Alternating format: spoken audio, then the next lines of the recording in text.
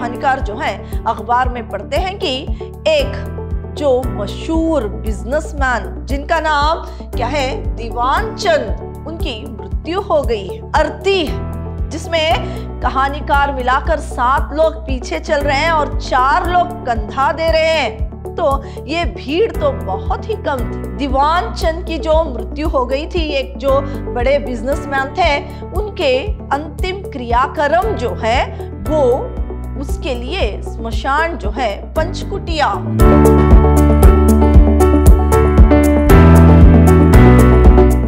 प्रणाम, मैं Rihanna yes, अति उत्तम विद्याश्रम की हिंदी प्रवक्ता। मेरे 3rd सेमेस्टर के बीबीए के जितने भी विद्यार्थी हैं, आप सबका मेरी कक्षा में स्वागत है। मेरे प्रिय विद्यार्थियों, इस सेमेस्टर जो आपके लिए प्रतिनिधि कहानियां, इसके अंतर्गत जो आपके लिए कहानी है दिल्ली में एक मौत, इस कहानी के बारे में आज मैं आपको जानकारी दूंगी। पहले हम इस कहानी के जो कहानीकार है कमलेश्वर, इनके बारे में संक्षिप्त में जानकारी प्राप्त करेंगे। कमलेश्वर, इनका जो जन्म है वो उत्तर प्रदेश के मैनापुरी में 6 जनवरी 1932 को हुआ और इनकी प्रमुख रचनाएं इस प्रकार हैं: खोई हुई दिशाएं, पराया शहर, डाक बंगला, एक विमला और अपने देश के लोग, काली आंधी, मांस का दरिया और युद्ध, पराजय, जिंदा मुर्दा, दिल्ली में एक मौत, चारुलता, कुंठित, यात्राएं, अधूरी आवाज, तीसरा आदमी, नागपणी, मेरा पन्ना, कितने पाकिस्तान आदि, ये सब इनकी लिखी हुई प्रमुख रचनाएं। इनको पद्म भूषण और फिल्म फेयर अवार्ड से नवाजा गया।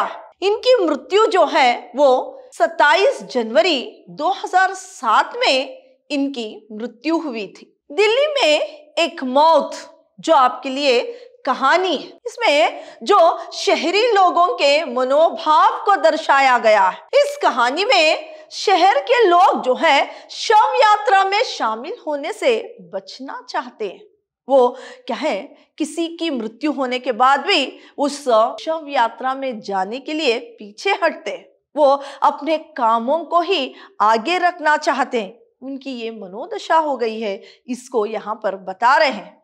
तो यहाँ पर देखिए, यदि शामिल हो भी गए तो क्या है, वो ऑफिस से छुट्टी लेना नहीं चाहते, बल्कि पूरे सच धज के साथ वहां जाते हैं और अपनी झलक दिखाकर, यानी वहां पर कुछ देर शामिल होकर फिर वो अपने कामों के लिए चले जाते हैं, यानी ऑफिस रवाना हो जाते हैं, अपने कामों के लिए वो चले जाते हैं। कहानीकार अखबार में पढ़ते हैं, कहानीकार जो है अखबार में पढ़ते हैं कि एक जो मशहूर बिजनेसमैन जिनका नाम क्या है दीवान चंद, उनकी मृत्यु हो गई है। इस तरह से वो अखबार में पढ़ते हैं। फिर जो है दिल्ली में जो है बहुत ज्यादा ठंड थी और क्या है, सब लोग जो है ज्यादातर घर में रहना ही पसंद करते थे। इस ठंड की वजह से बाहर आने के लिए वो पीछे हट रहे थे। इतनी ज्यादा वहां पर क्या है कुहारा था। उसी कुहारे के बादलों को चीरती हुई कारें और बसें हॉर्न बजाती हुई भाग रही थी, यानी सड़कों पर जो है कार और बस उस कुहारे को चीरती हुई क्या है वहां से जा रही थी। फिर सड़कों और पटरियों पर भीड़ है। ऐसी ठंड में भी सड़क और पटरियों पर जो है भीड़ जमी हुई है, लोगों की भीड़ है। इस तरह का दृश्य दिल्ली का है। इतनी ज्यादा कुहारा, इतनी ठंड होने के बावजूद भी दिन नित्य के सारे कार्य वहां पर हो रहे हैं। कार और बस जो है सड़क पर जा रही है और लोगों की भीड़ जो है सड़कों में जम गई है, यानी भीड़ इतनी लगी हुई। इस तरह का वहां का दृश्य है और कहानीकार जो है अखबार में पढ़ते हैं करोल बाग के जो मशहूर बिजनेसमैन हैं जिनका नाम दीवान चंद है, उनकी मृत्यु हो गई है। अखबार में ये दिया गया था कि अर्थी आर्य समाज रोड से होते हुए पंचकुटिया स्मशान भूमि में दाह संस्कार के लिए जाएगी। ये खबर कहानीकार पढ़ते हैं और सोचते हैं कि कोई आकर इस सर्दी में शव के साथ जाने की बात ना कर दे। तभी अतुल मवानी आयरन मांगने आया, तब कहानीकार ने जल्दी से आयरन दे दिया, क्योंकि उनको डर था कि कहीं शव यात्रा में जाने का बवाल ना खड़ा कर दे। इसी तरह सरदार जी भी तैयार हो रहे थे, अपने नौकर से मक्खन मंगवा रहे थे। कहानीकार ने भी उसी नौकर से सिगरेट मंगवाई। यहाँ पर देखिए, अखबार में दिया गया था कि दीवान चंद की जो मृत्यु हो गई थी, एक जो बड़े बिजनेसमैन थे, उनके अंतिम क्रियाक्रम जो है वो उसके लिए स्मशान जो है पंचकुटिया जहां पर स्मशान है वहीं पर उनका दाह संस्कार होगा। लेकिन जो अर्थी है वो आर्य समाज रोड से होते हुए जाएगी। आर्य समाज रोड से अर्थी जो है होते हुए जाएगी, ये भी अखबार में छपा हुआ था। तो कहानीकार जो है ये पढ़ते हैं, फिर वो सोचते हैं कि इतनी ठंड में कोई मुझे आकर अंतिम जो शव यात्रा है उसके लिए कोई मुझे ना बुलाए, यानी आकर मुझे बुलाएंगे तो मैं कैसे जाऊंगा। तो वो उस अंतिम शव यात्रा में जाने के लिए क्या है पीछे हटते हैं। और उनको एक प्रकार का डर भी था कि उनके पड़ोसी जो है वो आकर इनको अंतिम शव यात्रा में ना बुलाएं। उनको डर था कि वो आकर बुलाएंगे तो वो जाना ही पड़ेगा, इसीलिए उससे वो बच रहे थे। तभी अतुल मवानी इनका जो पड़ोसी है वो आता है और वो अपने कपड़ों को आयरन करने के लिए इनसे आयरन मांगता है। तो ये जल्दी से आयरन दे देते हैं, क्योंकि वो जो शव यात्रा है उसके लिए ना बुलाए, इसी का डर उनको था, इसीलिए जल्दी से आयरन उनको दे देते हैं। फिर जो है इसी तरह सरदार जी भी तैयार हो रहे थे, अपने नौकर के हाथों से नाश्ते में खाने के लिए मक्खन मंगवा रहे थे। तो इन्होंने भी उस नौकर से अपने लिए सिगरेट मंगवाते हैं। इस तरह का वहां का दृश्य होता है। फिर वासवानी और उनकी पत्नी भी तैयार हो रहे थे। इन सबको देखकर कहानीकार सोचते हैं कि कोई भी शव यात्रा पर नहीं जा रहे हैं। तो वहां पर दिन नित्य किस तरह से सब लोग ऑफिस जाने के लिए तैयार हो रहे थे, ऐसा ही सब लोग सवेरे तैयार हो रहे थे। वासवानी जो है वो और उनकी पत्नी भी तैयार हो रही थी। ये सब देखकर वो मन ही मन सोचते हैं कि कोई भी शव यात्रा पर नहीं जा रहा है और उनके मन को तसल्ली मिलती है। इस तरह से वो अंदर ही अंदर सोचने लगते हैं। जो है फिर सोचते हैं वासवानी का परिवार का ही सेठ दीवानचंद के यहाँ ज्यादा आना जाना था। मेरे तो 4-5 बार ही मुलाकात भर थी। अगर ये लोग ही शामिल नहीं हो रहे हैं तो मेरा तो सवाल ही नहीं उठता। फिर कहानीकार सोचने लगते हैं कि वासवानी जो है उनके परिवार का ज्यादातर आना जाना, जो सेठ दीवानचंद है जिनकी मृत्यु हो गई थी, उनके यहाँ आना जाना था। वे लोग ही अंतिम शव यात्रा में शामिल नहीं हो रहे हैं तो मेरा तो सवाल ही नहीं उठता। ऐसे वो मन ही मन सोचने लगते हैं। फिर उनको इस बात से राहत मिलती है। कुछ समय बाद उनके पड़ोसी तैयार होकर जाने लगते हैं। उनके पड़ोसी जो है तैयार होकर जाने लगते हैं। अर्थी अब सड़क पर ठीक कहानीकार के कमरे के नीचे से जाने लगती है। उस अर्थी में 4 आदमी खंदा दिए हुए हैं और 7 आदमी साथ चल रहे हैं। तो यहाँ पर जो है कुछ ही समय में सब लोग तैयार होकर अर्थी में शामिल होने के लिए जा रहे हैं। तो अतुल मवानी इनसे लिया हुआ आयरन वापस करने के लिए आता है और दीवानचंद की मृत्यु के बारे में क्या आपको पता नहीं, अंतिम जो शव यात्रा है उसके लिए आने के लिए इनको पूछता है। और वो खुद भी तैयार होकर उसमें शामिल हो रहा था। तो कहानीकार कहते हैं कि आप जाइए, मैं आऊंगा, इस तरह से कहकर भेज देते हैं।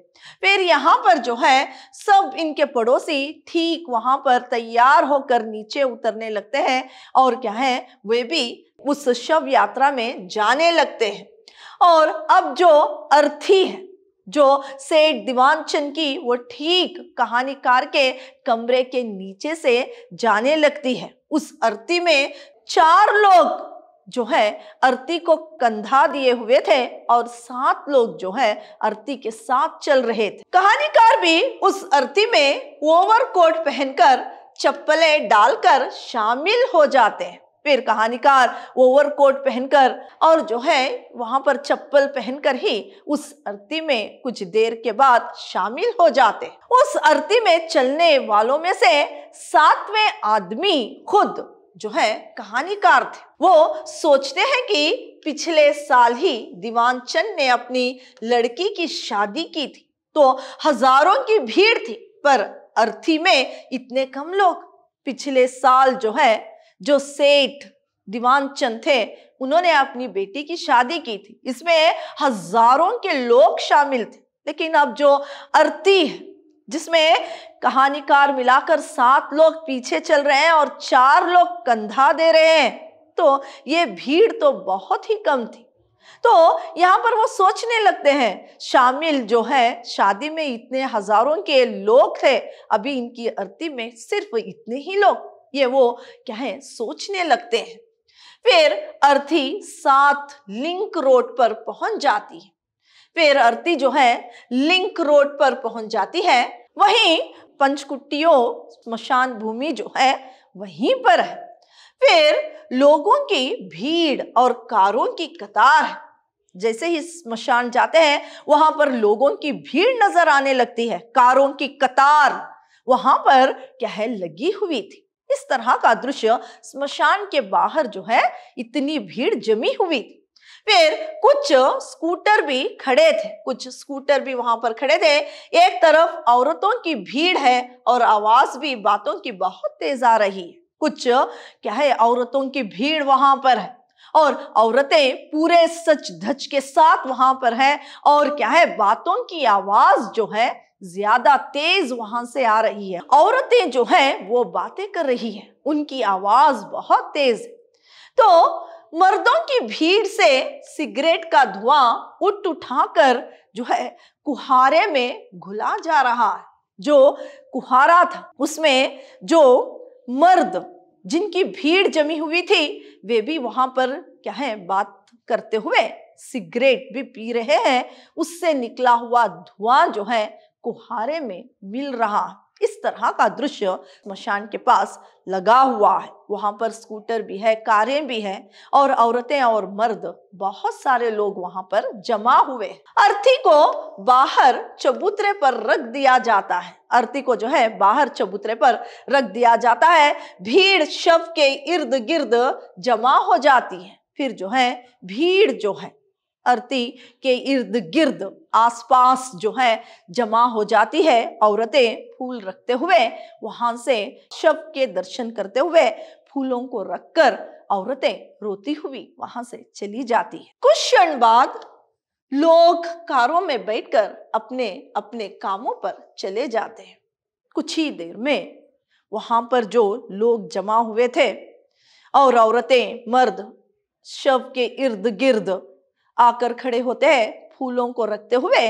फिर जो है वो अपने कारों में बैठकर क्या है वहां से चले जाते हैं अपने अपने कामों के लिए। फिर यहाँ पर देखिए, पर कहानीकार अच्छे कपड़े पहनकर नहीं जाते, यानी वे भी काम के लिए जाना था, लेकिन उन्होंने वो क्या है अभी तक तैयार नहीं हुए थे। उन्होंने अच्छे कपड़े नहीं पहने थे और नहीं यानी उन्होंने अच्छे कपड़े नहीं पहने थे और वे सोचते हैं कि मातम पुरसी में ड्रेस का क्या मतलब, मातम पुरसी हो रही है तो इसके लिए अच्छी तरह से तैयार होकर क्यों जाना, ये सोचकर उन्होंने ओवरकोट और चप्पल पहनकर शव यात्रा में जो है शामिल हो गए। अभी सब लोग, इनकी पड़ोसी भी क्या है, शव के दर्शन करते हुए सब लोग अपने काम पर चले गए हैं। तब ये सोचने लगते हैं, अब वो क्या है, सोचने लगते हैं और पछतावा भी उनको होता है कि उन्हें तो छुट्टी लेनी पड़ेगी।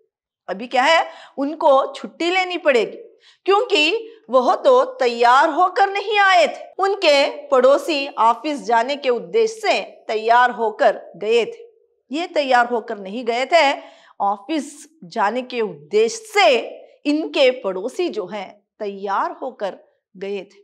तो वे क्या है, शव के दर्शन करते हुए वहां से अपने कामों के लिए चले जाते हैं। लेकिन कहानीकार जो है वो तैयार होकर नहीं गए थे और वे उनको छुट्टी लेना पड़ता है। तो ये वो सोचने लगते हैं और उनको पछतावा भी होता है। तो आजकल शहरी लोगों की जो मनोभाव हो गए, किस तरह से उनका मनोभाव हो गया है, शव यात्रा में भी जो है वो कुछ ही पल तक ठहरते हैं, फिर वो अपने कामों पर चले जाते हैं। जब तक इंसान जीवित रहता है वो सब लोग क्या है, उसके साथ कुछ समय बिताते हैं। जब वो शव बन जाता है तब क्या है, कुछ ही क्षण जो है शव के दर्शन करके किस तरह से लोग वहां से चले जाते हैं अपने कामों के लिए। इसी पर दर्शाई हुई एक छोटी सी ये कहानी थी। तो आपके लिए कहानी इतनी ही थी। अगली कक्षा में किसी और कहानी पर चर्चा करेंगे। धन्यवाद।